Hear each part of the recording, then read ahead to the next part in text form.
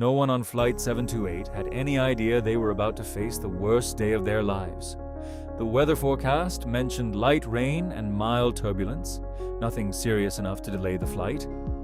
Passengers relaxed in their seats while the plane cruised above the clouds. Daniel Carter, a wildlife photographer returning home after months in the wilderness, sat by the window scrolling through the photos from his latest expedition. He smiled as he imagined finally seeing his family again. Then, without warning, the aircraft shook violently. At first, everyone assumed it was normal turbulence, but within seconds, a deafening explosion echoed through the cabin. The lights went out.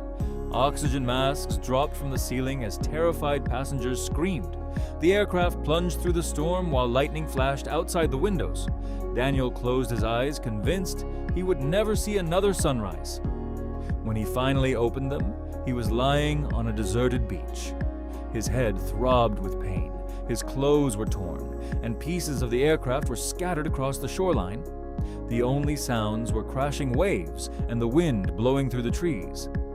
He called for help again and again, but no one answered. Hours later, while searching through the wreckage, Daniel found a backpack washed onto the shore. Inside were a lighter, a small first aid kit, a metal water bottle, and a length of rope. It wasn't much, but it was enough to give him a chance. Before sunset, he built a small shelter using fallen branches and palm leaves. As darkness covered the island, strange sounds echoed through the jungle. Leaves rustled, branches snapped. Something moved beyond the firelight. Daniel kept the fire burning all night, hoping whatever was watching would stay away. The next morning, survival became his only goal. He searched the island for fresh water and eventually discovered a small stream hidden deep inside the forest. Using sharp bamboo, he crafted a fishing spear. For several days, he failed to catch anything. Hunger drained his strength, but he refused to quit. On the fourth day, he finally caught his first fish.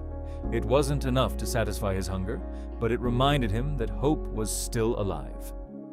Weeks passed. Daniel learned which fruits were safe to eat, how to collect rainwater, and how to build stronger shelters before storms arrived. Every challenge made him stronger. Then one morning, everything changed. Large footprints surrounded his shelter. They were far too big to belong to any animal he recognized. That night, heavy footsteps circled his camp. Slow, deliberate, watching. Daniel gripped his burning torch and stayed awake until sunrise. Whatever had been outside never showed itself, but it had never truly left. Determined to explore every corner of the island, Daniel climbed the highest mountain. Near the summit, hidden beneath thick vines, he discovered an old radio tower. The structure was covered in rust. It looked abandoned for decades, yet a single red light blinked steadily at the top. Inside the control room, dust covered everything except one wooden desk. Resting on it was a weathered notebook. Daniel slowly opened the final page. It contained only one sentence. "If you're reading this, never stay here after sunset." A cold chill ran down his spine. He grabbed the notebook and rushed back toward the beach as the sun began to disappear below the horizon. As darkness swallowed the island, the jungle became completely silent. No birds, no insects, no wind. Then, a distant scream shattered the silence. Daniel ran faster than he ever had before, refusing to look behind him. When morning finally arrived, he heard the sound he had been praying for. A helicopter. He sprinted onto the beach, waving a burning branch as thick smoke rose into the sky. The helicopter flew past. His heart sank.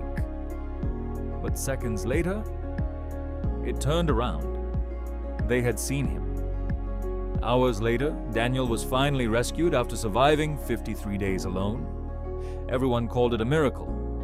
Months later, investigators returned to the island to search for the mysterious radio tower.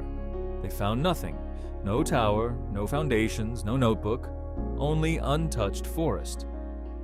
Daniel still keeps one question to himself.